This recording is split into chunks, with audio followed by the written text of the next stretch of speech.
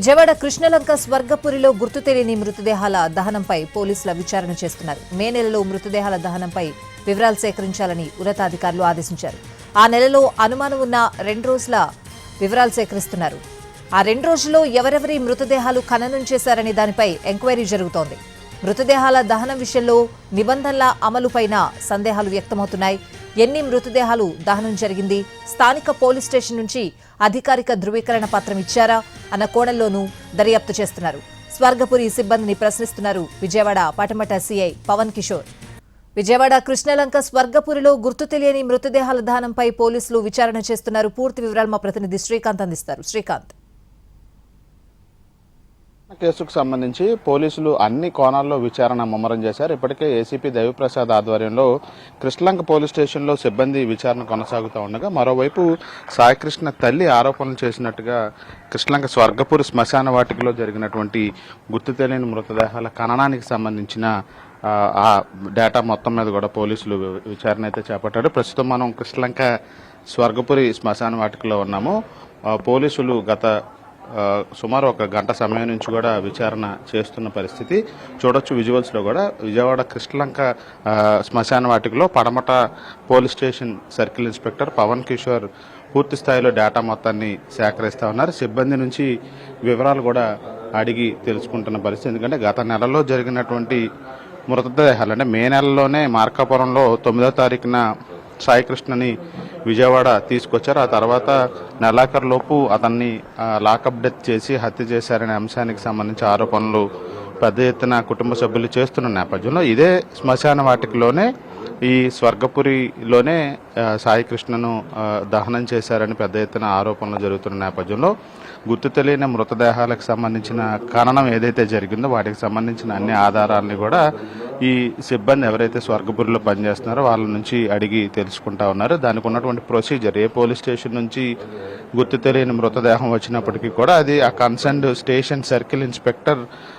నుంచి కూడా అధికారిక పత్రం ఉంటుంది. తమ స్టేషన్ పరిధిలో ఉన్నటువంటి ఒక గుర్తు తెలియని మృతదేహాన్ని పంపిస్తున్నాము, దాన్ని ఖననం చేయాలని. అప్పుడు కార్పొరేషన్కి సంబంధించిన వెహికల్ డిపోలోంచి ఒక హెల్త్ ఇన్స్పెక్టర్ కూడా వస్తారు. రెవెన్యూ అధికారుల సమక్షంలోనే ఈ మృతదేహాల ఖననం అనేది జరుగుతూ ఉంటుంది. కానీ ఆ ప్రొసీజర్ ప్రకారం జరిగిందా, జరిగితే గనక గుర్తు తెలియని మృతదేహాలు వివరాలు ఏ రోజు నుంచి 25వ తారీఖు నుంచి ఎప్పటి వరకు, అంటే పోయిన నెల 10వ తారీఖున మార్కాపురం నుంచి తీసుకొచ్చారు కాబట్టి 25 నుంచి 26వ తారీఖు వరకు కూడా జరిగినటువంటి డేటా ఏదైతే ఉందో ఆ మొత్తాన్ని కూడా ప్రస్తుతం పరిశీలిస్తూ ఉన్నారు. చూడొచ్చు, మొత్తం సిబ్బంది నుంచి కూడా వివరాలు సేకరించి ఈ మొత్తం ఈ ఏదైతే డేటా ఉంటుందో ఆ డేటా మొత్తాన్ని కూడా సేకరించి ఉన్నతాధికారులకు ఒక నివేదిక రూపంలో ఇవ్వడానికి ప్రస్తుతం విచారణ కొనసాగుతున్నట్టుగైతే మనకి తెలుస్తూ ఉంది. ఆ ధృవీకరణ పత్రాలకు సంబంధించి ఎప్పటి నుంచి వీళ్ళు వచ్చారు, ఎవరి ధృవీకరణ పత్రాలు ఉన్నాయి అనే అంశం మీద అయితే ప్రస్తుతం విచారణ కొనసాగుతూ ఉంది. సార్, ప్రధానంగా ఏ అంశాల మీద డీటెయిల్స్ తీసుకుంటాం అంటే మాకు కొన్ని డేట్స్ ఇచ్చారు. మాకు ఆ డేట్స్లో ఇక్కడిక్కడ ఈ ఎలక్ట్రికల్ పరంగా ఎన్ని దానం చేశారు, అలాగే కట్టెలపై మీద ఎన్ని దానం చేశారు ఏంటో దాని మీద మొత్తం లిస్టులో వివరాలు తీసుకుంటున్నామండి. గుర్తు తెలియని మృతదేహాలేనా లేకపోతే వేరే ఐడెంటిఫైడ్ కూడా చేస్తున్నాం? అంటే అదే గుర్తు తెలియని మృతదేహాలు మిగిలిన కానీ మొత్తం మాకున్న డేట్స్ ప్రకారం ఏమేమి చేశారు, ఎన్ని దానం చేశారు అన్ని కూడా డీటెయిల్స్ తీసుకుంటున్నాం. ప్రధానంగా ఎన్ని రోజులు అనేది ఏమన్నా పర్టికులర్ ఉందా సార్? నెలంతా అంటే కొన్ని వందల మృతదేహాలు మే నెలలో వచ్చినాయి, ఎందుకంటే ఎండాకాలం వడదెబ్బ వల్ల చనిపోయినాయి కూడా ఉన్నాయి. కానీ పర్టికులర్ డేట్స్ కానీ ఎన్ని రోజులు? సుమారుగా 2 రోజులు ఇచ్చారండి. 2 రోజులు చూస్తున్నాం. అంటే గుర్తు తెలియని మృతదేహాలకి కన్సర్న్ పోలీస్ స్టేషన్ నుంచి ఒక ప్రొసీజర్ కూడా ఉంది సార్, మీకు కూడా ఐడియా ఉండి ఉంటుంది. మీరు ఒక అధికారిక పత్రం కూడా ఇవ్వాల్సిన పరిస్థితి ఉంటుంది. మీ దగ్గర ఒక డేటా కూడా సేవ్ చేసుకొని ఉండాలి. అంటే ఏంటి సార్ అది గుర్తు తెలియని మృతదేహాల ఖననానికి ఉన్న ప్రొసీజర్? అదే మొత్తం పరిశీలిస్తున్నామండి. మామూలుగా అయితే మున్సిపాలిటీ వాళ్ళకి లెటర్ ఇవ్వాలి. ఆ మున్సిపాలిటీ వాళ్ళు ఆ లెటర్ తీసుకున్న తర్వాత ఇక్కడ వీళ్ళకి బెరియల్ గ్రౌండ్లో వాళ్ళకి ఇచ్చి వాళ్ళకి ఖననం చేస్తారు. వాళ్ళు సంబంధించినంత కూడా మొత్తం డీటెయిల్స్ తీసుకుంటున్నాడు. కన్సల్ పోలీస్ స్టేషన్ సీఐ నుంచి కూడా ఒక అధికారిక పత్రం కూడా వస్తుందని చెప్తా ఉన్నారు. సీఏ కాకపోయినా స్టేషన్ నుంచి ఎవరిచ్చి తీసుకుంటారండి.